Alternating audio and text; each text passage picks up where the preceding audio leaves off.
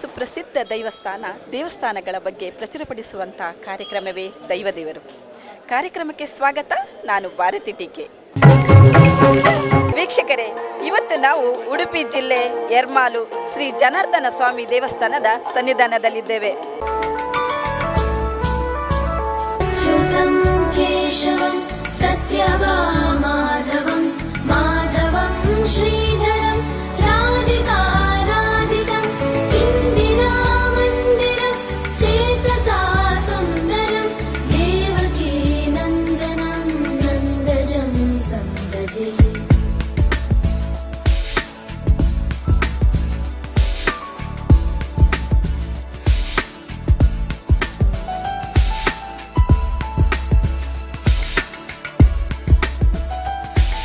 ಸಾವಿರಾರು ವರ್ಷ ಇತಿಹಾಸ ಇರುವ ಜನಾರ್ದನ ಸ್ವಾಮಿಯ ದೇವಸ್ಥಾನದಲ್ಲಿ ಇವತ್ತು ವೈಭವದ ಮಹಾರಥೋತ್ಸವ ನಡೆಯುತ್ತಿದೆ. ಬನ್ನಿ ವೀಕ್ಷಕರೇ, ಇವತ್ತಿನ ದೈವದೇವರು ಸಂಚಿಕೆಯಲ್ಲಿ ಏನೆಲ್ಲ ವಿಶೇಷತೆ ಇದೆ ಇವೆಲ್ಲವನ್ನ ವೀಕ್ಷಿಸೋಣ. ಇವತ್ತಿನ ದೈವದೇವರು ಸಂಚಿಕೆಯಲ್ಲಿ ಉಡುಪಿ ಜಿಲ್ಲೆ ಒಂದು ಸುಸಂಸ್ಕೃತ ಸಂಸ್ಕೃತಿಯನ್ನೊಳಗೊಂಡ ಸುಂದರ ಶಾಂತವಾದ ಪ್ರದೇಶ. ಉಡುಪಿ ಜನರ ಸಂಸ್ಕೃತಿಗೆ ಮಾರು ಹೋಗದವರೇ ಇಲ್ಲ. ಉಡುಪಿ ಜಿಲ್ಲೆಯಲ್ಲಿ ಪಾವಿತ್ರ್ಯತೆಯನ್ನ ಒಳಗೊಂಡಿರುವ ಹಲವಾರು ಧಾರ್ಮಿಕ ಕ್ಷೇತ್ರಗಳಿವೆ. ಅದರಲ್ಲಿ ಉಡುಪಿ ಜಿಲ್ಲೆಯ ಎರ್ಮಾಳಿನ ಶ್ರೀ ಜನಾರ್ದನ ಸ್ವಾಮಿ ದೇವಸ್ಥಾನವೂ ಒಂದು. ಶ್ರೀ ಜನಾರ್ದನ ಸ್ವಾಮಿ ದೇವಳಕ್ಕೆ ಸುಮಾರು 1300 ವರ್ಷಗಳ ಇತಿಹಾಸವಿದೆ ಎಂಬುದು ಪ್ರತೀತಿ.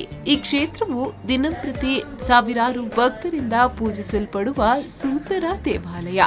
ದೇವರ ಉತ್ಸವಗಳಲ್ಲಿ ತುಂಬಾ ವಿಜೃಂಭಣೆಯಿಂದ ನಡೆಯುವ ಉತ್ಸವ ರಥೋತ್ಸವ. ಇದನ್ನ ಬ್ರಹ್ಮೋತ್ಸವ ಎಂದು ಕರೆಯುವುದುಂಟು. ಎರ್ಮಾಳಿನ ಗೋಪಿ ಪಿಂಡಾಂತರ್ಗತ ಶ್ರೀ ಮಧ್ವಾಕರಾರ್ಚಿತ ಶ್ರೀ ಜನಾರ್ದನ ಸ್ವಾಮಿ ಕ್ಷೇತ್ರದಲ್ಲಿ ವರ್ಷಂಪ್ರತಿ ನಡೆಯುವ ಮಹಾರಥೋತ್ಸವವು ಈ ಬಾರಿ ಡಿಸೆಂಬರ್ 20ರಂದು ಬಹಳ ವಿಜೃಂಭಣೆಯಿಂದ ನಡೆಯಿತು. ನೂರಾರು ಸಂಖ್ಯೆಯಲ್ಲಿ ಭಕ್ತರು ಪಾಲ್ಗೊಂಡು ಅದ್ದೂರಿಯಾಗಿ ಕಾರ್ಯಕ್ರಮ ನೆರವೇರಿತು. ಇನ್ನು ರಥೋತ್ಸವಕ್ಕಾಗಿ ಉಪಯೋಗಿಸುವ ರಥ ದೇವಸ್ಥಾನದ ಶಿಖರ ಮಾದರಿಯಲ್ಲಿರುತ್ತದೆ. ಇದನ್ನ ಬಣ್ಣ ಬಣ್ಣದ ಬಾವುಟಗಳಿಂದ, ಬಟ್ಟೆಗಳಿಂದ, ತಳಿರು ತೋರಣಗಳಿಂದ, ಬಾಳೆಯ ಕಂಬಗಳಿಂದ, ಹೂಗಳಿಂದ ಅಲಂಕರಿಸಿರುತ್ತಾರೆ.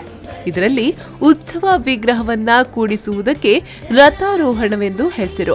ರಥಾರೋಹಣವಾದ ಮೇಲೆ ನೂರಾರು ಜನ ರಥಕ್ಕೆ ಕಟ್ಟಿದ ರಟ್ಟೆಯಷ್ಟು ದಪ್ಪವಾದ ಉದ್ದದ ಹಗ್ಗವನ್ನ ಹಿಡಿದು ದೇವಸ್ಥಾನದ ಸುತ್ತ ಪ್ರಧಾನ ಹಾದಿ ಬೀದಿಗಳಲ್ಲಿ ಎಳೆಯುತ್ತಾರೆ.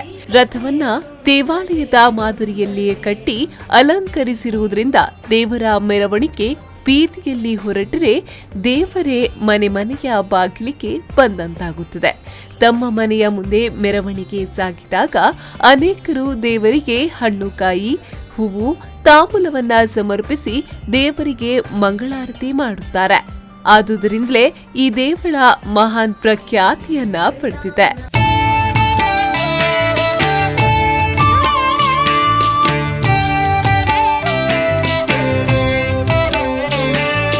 ಜಯ ಜನಾರ್ದನ ಕೃಷ್ಣ ರಾಧಿಕಾಪತೆ ಜನ ವಿಮೋಚನ ಕೃಷ್ಣ ಜನ್ಮ ಮೋಚನ.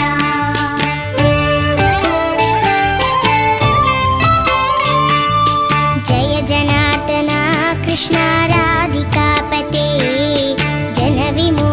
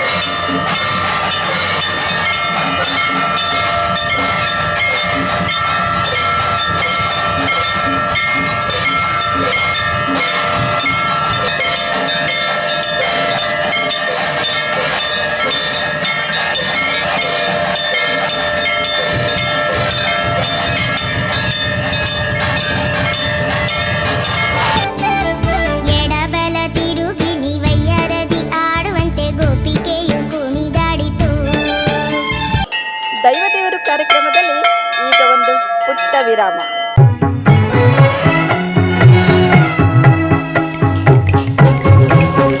ವಿರಾಮದ ಬಳಿಕ ಮತ್ತೆ ದೈವ ದೇವರು ಕಾರ್ಯಕ್ರಮಕ್ಕೆ ಸ್ವಾಗತ.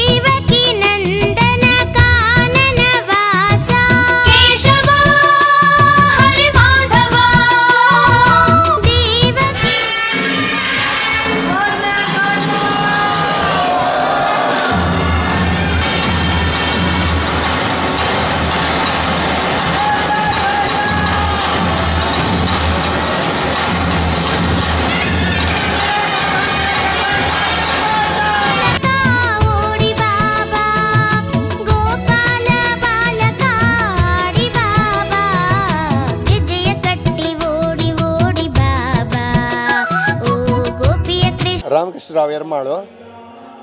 ತುಳುನಾಡಿನ ಜಾತ್ರಾ ಮಹೋತ್ಸವ ಆರಂಭವಾಗುವುದು ಎರ್ಮಾಳಿನ ಮೂಲಕ ಎಂಬ ರೂಢಿ ಮಾತಿದೆ. ಎರ್ಮಾಳು ಜಪ್ಪು ಕಂಡಿಗೆ ಅಡಪು ಎನ್ನುವಂಥದ್ದು. ಪ್ರಾಚೀನ ತುಳುನಾಡಿನ ಪ್ರಸಿದ್ಧ ದೇವಾಲಯಗಳಲ್ಲಿ ಎರ್ಮಾಳು ಶ್ರೀ ಜನಾರ್ದನ ಸ್ವಾಮಿ ದೇವಾಲಯ ಒಂದು. ಇದಕ್ಕೆ ಸುಮಾರು 1300 ವರ್ಷಗಳ ಇತಿಹಾಸ ಸೂಕ್ತ ದಾಖಲೆಗಳಿಂದ ದೊರೆಯುತ್ತವೆ. ಆಗ ಇದ್ದಂತಹ ಅರಸೊತ್ತಿಗೆ ಮಾರಮ್ಮ ಹೆಗ್ಗಡೆಯವರ ಅರಸೊತ್ತಿಗೆಯಲ್ಲಿ ಈ ಒಂದು ಜನಾರ್ದನ ಸ್ವಾಮಿ ದೇವಸ್ಥಾನವು ನಿರ್ಮಾಣವಾಗಿದೆ ಎನ್ನುವಂಥ ಉಲ್ಲೇಖ ದತ್ತಿ ಶಾಸನವೊಂದರಲ್ಲಿ ಲಭ್ಯವಾಗ್ತಾ ಇದೆ. ಇಲ್ಲಿ ಆರಾಧಿಸಲ್ಪಡುತ್ತಿರುವಂತಹ ಜನಾರ್ದನ ಸ್ವಾಮಿಯು ಹಬ್ಬಗಳ ಸಂದರ್ಭದಲ್ಲಿ ಪಂಚಪರ್ವಗಳ ಮಹೋತ್ಸವದೊಂದಿಗೆ ನಿತ್ಯ ವಿಶೇಷವಾದಂಥ ರಂಗಪೂಜೆ, ಹೂವಿನ ಪೂಜೆ ಇತ್ಯಾದಿ ಸೇವೆಗಳನ್ನು ಕೂಡ ಸ್ವೀಕರಿಸುತ್ತಾ ಭಕ್ತಾಭಿಷ್ಟ ಫಲಪ್ರದನಾಗಿ ಎಲ್ಲರ ಕೋರಿಕೆಯನ್ನು ಮನ್ನಿಸುವಂತಹ ಅದ್ಭುತವಾದ ಶಕ್ತಿಯನ್ನು ಪಡೆದಿದ್ದಾನೆ ಎಂಬುದು ನಂಬಿಕೆ. ಪುತ್ರ ಸಂತಾನ ಇಲ್ಲದವರು ಇಲ್ಲಿ ಬಂದು ಪ್ರಾರ್ಥನೆ ಮಾಡಿದಾಗ ಪುತ್ರ ಸಂತಾನ ಪ್ರಾಪ್ತಿಯಾಗಿದೆ. ವಿವಾಹ ಯೋಗ ಇಲ್ಲದವರಿಗೆ ವಿವಾಹ ಯೋಗ ಪ್ರಾಪ್ತ ಆಗಿದೆ. ಧನ ಸಂಪತ್ತನ್ನು ಕಳೆದುಕೊಂಡು ಎಲ್ಲ ಹತಾಶರಾದಾಗ ಅನ್ಯಥಾ ಶರಣಂ ನಾಸ್ತಿ ಎಂದು ವಂದಿಸಿದಾಗ ಅವರು ಕಳೆದುಕೊಂಡಂಥ ಸಂಪತ್ತುಗಳು ಪ್ರಾಪ್ತಿಯಾಗಿದೆ. ಈ ಹಿನ್ನೆಲೆಯಲ್ಲಿ ಎರ್ಮಾಳು ಜನಾರ್ದನ ಸ್ವಾಮಿಯ ಆರಾಧಕರು ದಿನ ಹೋದ ಹಾಗೆ ಹೆಚ್ಚುತ್ತಾ ಬರ್ತಾ ಇದ್ದಾರೆ. ಆದಿ ಜನಾರ್ದನ ಮತ್ತು ಜನಾರ್ದನ ಎಂಬ 2 ದೇವರನ್ನು ನಾವಿಲ್ಲಿ ಕಾಣಬಹುದು. 1300 ವರ್ಷಗಳ ಹಿಂದೆ ಸ್ಥಾಪಿಸಲ್ಪಟ್ಟಂತಹ ಜನಾರ್ದನ ಸ್ವಾಮಿಯ ಬಿಂಬವು ಒಡಕು ಉಂಟಾದದ್ರಿಂದ ಅದರ ಬದಲಿಗೆ ನೂತನವಾದಂತಹ ಬಿಂಬವೊಂದನ್ನು ಪ್ರತಿಷ್ಠಾಪಿಸಬೇಕು ಎಂದು ಊರಿನವರು ಹಂಬಲಿಸಿದಾಗ ಅರಸೊತ್ತಿಗೆಯವರ ಸಹಕಾರದೊಂದಿಗೆ ಪೇಟಮನೆಯವರು, ಹಡಗಿನ ವರ್ತಕರು, ಅವರಿಗೆ ಮಧ್ವಾಚಾರ್ಯರು ಹಡಗಿನಲ್ಲಿ ಬಂದಂತಹ ಗೋಪಿಚಂದನ ಪಿಂಡಾಂತರ್ಗತವಾದಂತಹ 3 ಮೂರ್ತಿಗಳು ಲಭ್ಯವಾದದ್ದು ವಿಚಾರ ತಿಳಿದಿತ್ತು. ಅದರಲ್ಲಿ ಒಂದನ್ನು ಉಡುಪಿಯಲ್ಲಿ ಶ್ರೀಕೃಷ್ಣನ ಸ್ಥಾಪನೆ ಮಾಡಿದರೆ ಒಡಮಂಡೇಶ್ವರದಲ್ಲಿ ಬಲರಾಮನನ್ನು ಸ್ಥಾಪನೆ ಮಾಡಿದರು. ಮತ್ತೊಂದು ಮೂರ್ತಿ ಅವರಲ್ಲಿ ಇದೆ ಎಂಬುದು ಪೇಟೆ ಮನೆಯವರಿಗೆ ತಿಳಿದಿತ್ತು. ಅವರ ಸೂಚನೆಯನ್ನು ಅನುಸರಿಸಿ ಅವರೊಂದಿಗೆ ಊರ 10 ಸಮಸ್ತರು ಹಾಗೂ ಅರಸೊತ್ತಿಗೆಯ ಪ್ರತಿನಿಧಿಗಳು ಸೇರಿ ಆಚಾರ್ಯ ಮಧ್ವರನ್ನು ವಿನಂತಿಸಿಕೊಂಡಾಗ ಅವರ ಪುಣ್ಯ ಕರಗಳಿಂದ ಪೂಜಿಸಲ್ಪಟ್ಟಂತಹ ಆ ಮಹಾಮೂರ್ತಿ ಜನಾರ್ದನ ಸ್ವಾಮಿಯ ಮೂರ್ತಿ ಸುಮಾರು 2.5 ಅಡಿಗಳ ಎತ್ತರ ಇರುವಂಥ ಮೂರ್ತಿ ನಮ್ಮ ಪಾಲಿಗೆ ಪ್ರಾಪ್ತ ಆಯಿತು. ಈ ಮೂರ್ತಿಯು ಗ್ರಂಥಗಳಲ್ಲಿ ಸೂಚಿತವಾದಂಥ 24 ವಿಷ್ಣುಮೂರ್ತಿಯ ವಿಗ್ರಹಗಳಲ್ಲಿ 21ನೇದಾದಂತಹ ಜನಾರ್ದನನಾಗಿದ್ದಾನೆ. ಬಲಗೈಯ ಮೇಲ್ಗಡೆಯಿಂದ ಪ್ರಾರಂಭ ಮಾಡಿದರೆ ಚಕ್ರ, ಶಂಖ, ಗದಾ, ಪದ್ಮ ಎನ್ನುವಂತಹ ಆಯುಧಗಳನ್ನು ಧರಿಸಿ ಅಭಯ ಹಸ್ತದಿಂದ ಎಲ್ಲರನ್ನು ಅನುಗ್ರಹಿಸುವಂತಹ ಅದ್ಭುತವಾದ ಪವಾಡ ಶಕ್ತಿಯನ್ನು ಪ್ರದರ್ಶಿಸ್ತಾ ಇದ್ದಾನೆ. ಭಿನ್ನವಾದಂತಹ ವಿಗ್ರಹವನ್ನು ವಿಸರ್ಜಿಸಬೇಕು ಎಂದು ಯೋಚನೆ ಮಾಡಿದಾಗ ಜ್ಯೋತಿಷ್ಯರುಗಳು ತಿಳಿದು ಬಂದಂಥ ವಿಚಾರವನ್ನು ತಿಳಿಸಿದರು. ನೀವು ಯಾವ ಕಾರಣಕ್ಕೂ ಇದನ್ನು ಭಿನ್ನವಾಗಿದೆ ಅಂತ ಹೇಳಿ ಮೂಲೆಗೆ ಹಾಕಬಾರ್ದು, ಇದರಲ್ಲಿ ಅದ್ಭುತವಾದ ಶಕ್ತಿ ಇದೆ, ಇದನ್ನು ಕೂಡ ಆರಾಧಿಸಿಕೊಂಡು ಬಂದರೆ ಗ್ರಾಮಕ್ಕೆ ಒಳಿತಾಗ್ತದೆ ಎನ್ನುವಂಥ ಸೂಚನೆಯನ್ನು ಕೊಟ್ಟ ಮೇರೆಗೆ ಆದಿಜನಾರ್ದನ ಎನ್ನುವಂತಹ ಪ್ರತ್ಯೇಕವಾದಂಥ ಗುಡಿಯಲ್ಲಿ ಜನಾರ್ದನ ಸ್ವಾಮಿಯನ್ನು ಪೂಜಿಸಲಾಗ್ತದೆ. ರಥೋತ್ಸವದ ಇನ್ನಷ್ಟು ಸೊಬಗಿನ ಕಾರ್ಯಕ್ರಮಗಳು ಮುಂದುವರಿಯುತ್ತದೆ ಮುಂದಿನ ಸಂಚಿಕೆಯಲ್ಲಿ.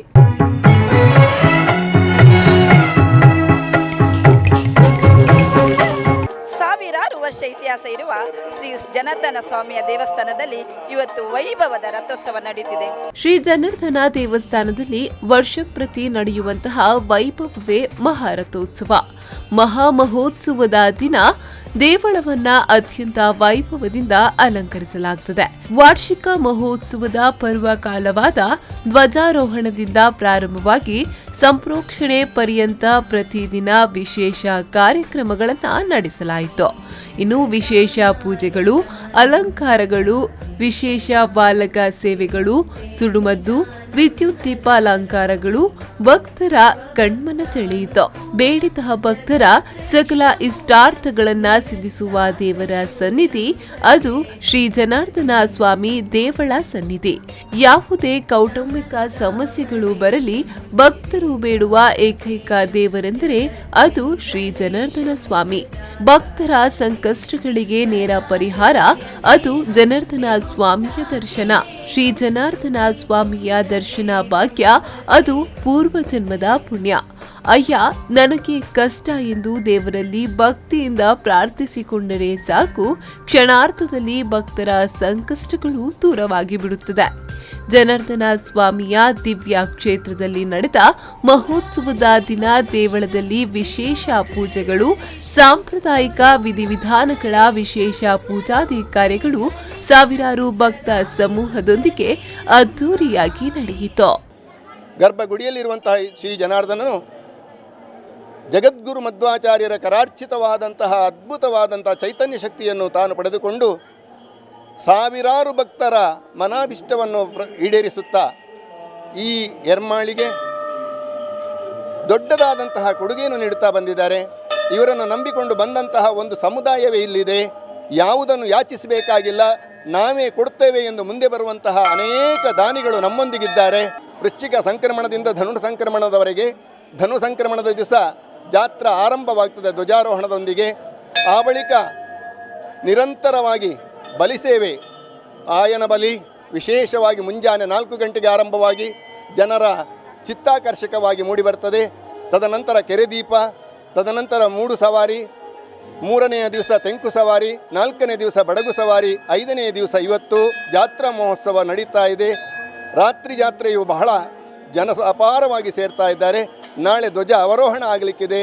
ಅದಕ್ಕಿಂತ ಅವಭೃತ ಸ್ಥಾನಕ್ಕಾಗಿ ಉಚ್ಚಿಲ ಮಹಾಲಿಂಗೇಶ್ವರ ಸನ್ನಿಧಿಗೆ ಹೋಗಿ ಕಣ್ಣುಗಳಿಗೆ ಹಬ್ಬವನ್ನು ಕೊಡುವಂತಹ ಹರಿಹರರ ಜೊತೆಗೆ ಗರ್ಭಗುಡಿಯಲ್ಲಿ ಹರಿ ಮತ್ತು ಹರರು ಒಟ್ಟಾಗಿ ಏಕಕಾಲದಲ್ಲಿ ಪೂಜೆಯನ್ನು ಕೊಳ್ಳುವಂತಹ ಸೌಭಾಗ್ಯ ಎರ್ಮಾಳಿಗಲ್ಲದೆ ಬೇರೆ ಎಲ್ಲಿಯೂ ಸಿಗಲಿಕ್ಕಿಲ್ಲ.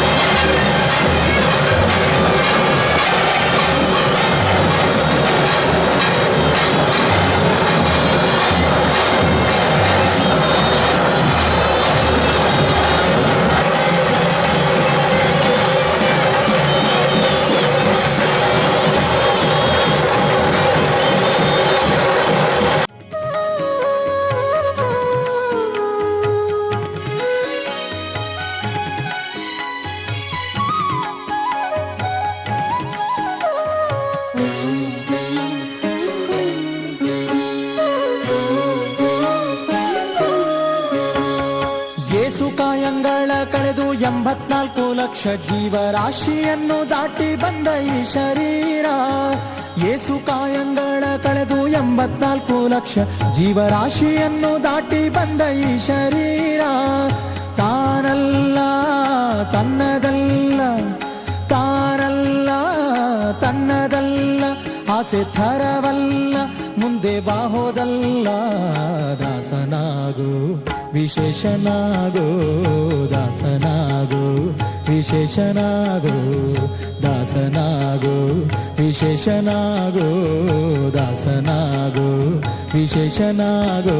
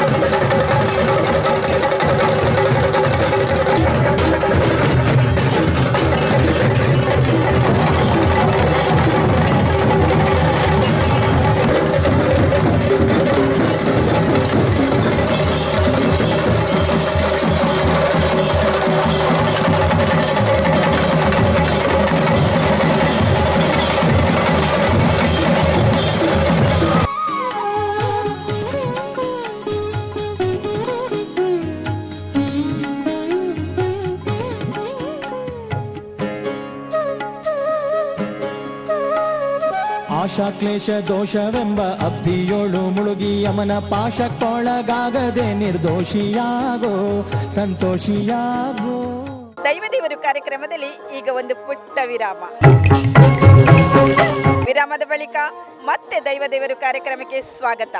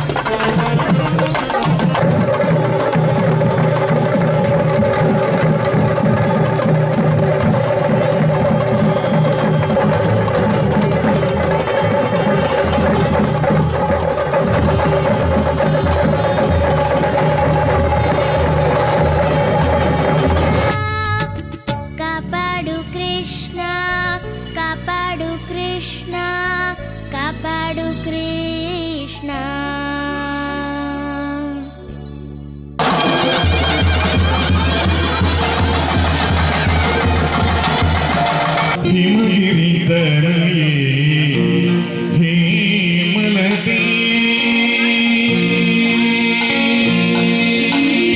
ಹಿಮಗಿರಿದರೇ ಹೇಮಲತೆ ಅಂಬಾ ಹಿಮಗಿರಿದರೇ ಹೇಮಲತೆ ಅಂಬರೀಶ್ವರಿ ಶ್ರೀಲಲಿತೆ ಮಾಮವ ಹಿಮಗಿರಿದರೇ ಹೇಮಲತೆ ಹಿಮಗಿರಿದರೇ ಹೇಮಲತೆ ಅಂಬರೀಶ್ವರಿ ಶ್ರೀಲಲಿತೆ ಮಾಮವ ಹಿಮಗಿರಿದರೇ ಹೇಮಲತೆ.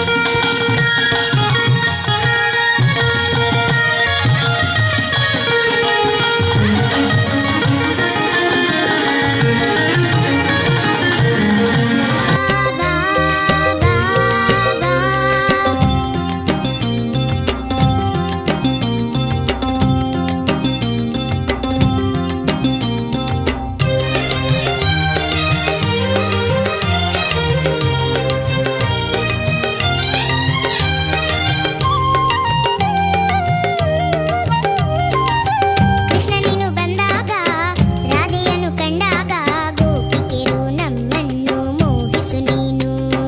ಜಯ ಹರಿ ಜಯ ಜಯ ಹರಿ ಜಯ ಜಯ ಹರಿ ಜಯ ಜಯ ಹರಿ ಜಯ. ಕೃಷ್ಣ ನೀನು ಬಂದಾಗ ರಾಧೆಯನ್ನು ಕಂಡಾಗ ಗೋಪಿಕೆರು ನಮ್ಮನ್ನು ಮೋಹಿಸು ನೀನು.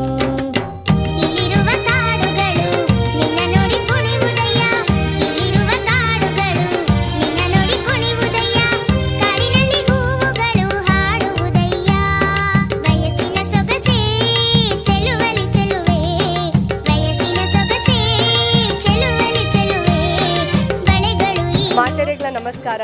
ಯಾನ್ ಡಾಕ್ಟರ್ ದೀಪ್ತಿ ಶೆಟ್ಟಿ ಪಾತೆರ್ನು ಕಲ್ಲಂಕ ಗುತ್ತುಡ್ದು ನಮ್ಮ ಇಡೀ ಫ್ಯಾಮಿಲಿ 30 ವರ್ಷದಿಂಚಿ ಇಡೆ ಬರೋಂದಿಲ್ಲ. ಯಾನ್ ಎಲ್ಲಿ ಬಾಲೆ ಪುನೇಡ್ದಿಂಚಿನೆಟ ಜನಾರ್ದನ ದೇವಸ್ಥಾನ ತೂವೊಂದಿಲ್ಲ. ದಿನಡ್ ದಿನ ವರ್ಷದ ವರ್ಷ ಮುಗುಲು ಮಾತ ಮಸ್ತ್ ಎಡ್ಡೆಡ್ ಅಲಂಕಾರ ಮಲ್ಪೇರು ದೇವರೇನು. ಏಪಲ ಪ್ರತಿ ವರ್ಷ ಬಂದಾಗ ಬೇತೆನೆ ಒಂಜಿ ಆಯ್ತಾ ವೈಭವ ಉಪ್ಪುಂಡು. ನಮಕ್ ನೆಟೆ ಬಂದಾಗ ಮಸ್ತ್ ಭಕ್ತಾದಲ್ಲಿಗೆ ಮಸ್ತ್ ಭಕ್ತಿ ಬುಟ್ಟುಂಡೆಟೆ. ಅಂಚ ನಮ್ಮ ಮಾತೆರ್ಲ ಎಪ್ಪಲ ನಮ್ಮ ಫ್ಯಾಮಿಲಿ ಕೂಡ್ದು ನೆಟೆ ಬರ್ಪ ಪ್ರತಿ ವರ್ಷ. ನಮ್ಮ ಎಣ್ಣಿನ ಪೂರ ಈ ದೇವೇರು ನಮ್ಮನ್ನು ಕೊರೊಂದು ಬೈದೇರು. ಅಂಚ ಭಕ್ತಾದಿಗಳಿಗೆ ಏಪಲ ದೇವೇರು ಕೈ ಬಿಡ್ತುಜೇರು ಭಕ್ತಾದಿಗಳನ್ನ. ಅವೇನಾತು ಒಂಚೂರು ಅಡ್ಡು ಪಾತೆರೆ ಪಂಡದೆಲ್ಲ ಪಾತೆರೆ ತಮ್ಮೆಲರೇ ನೀ ಬಂದೆ ಈ ಕಡೆ. ಮೋಹ ಕೊಳಲ ಹುಡುಕಿ ಹುಡುಕಿ ಬಂದೆ ಇಲ್ಲಿಗೆ. ಜಯ ಹರಿ ಜಯ ಜಯ ಹರಿ ಜಯ ಜಯ ಹರಿ ಜಯ ಜಯ ಹರಿ ಜಯ. ಓಡುವಂತ ತಮ್ಮೆಲರೇ ನೀ ಬಂದೆ ಈ ಕಡೆ. ಮೋಹ ಕೊಳಲ ಹುಡುಕಿ ಹುಡುಕಿ ಬಂದೆ ಇಲ್ಲಿಗೆ. ನೂರು ಹುಷಗಳಲ್ಲಿ ನೂರು ಮನಗಳಲ್ಲಿ. ಇಷ್ಟೊತ್ತು ನೋಡಿದ್ರಲ್ಲ ವೀಕ್ಷಕರೇ, ಶ್ರೀ ಜನಾರ್ದನ ಸ್ವಾಮಿಯ ಮಹಾ ರಥೋತ್ಸವದ ವಿಶೇಷತೆಯನ್ನು, ವಿಜೃಂಭಣೆಯ ರಥೋತ್ಸವದ ವಿಶೇಷತೆಯನ್ನು. ಇದು ಇವತ್ತಿನ ದೈವದೇವರ ಸಂಚಿಕೆ. ಮುಂದೆ ಇಂತಹದೇ ಒಂದು ಸುಪ್ರಸಿದ್ಧ ದೇವಸ್ಥಾನದೊಂದಿಗೆ ನಾವು ಮತ್ತೆ ನಿಮ್ಮನ್ನು ಭೇಟಿಯಾಗ್ತೇವೆ. ಅಲ್ಲಿಯವರೆಗೆ ನೋಡ್ತಾ ಇರಿ V4 ನ್ಯೂಸ್. ವಂದನೆಗಳು.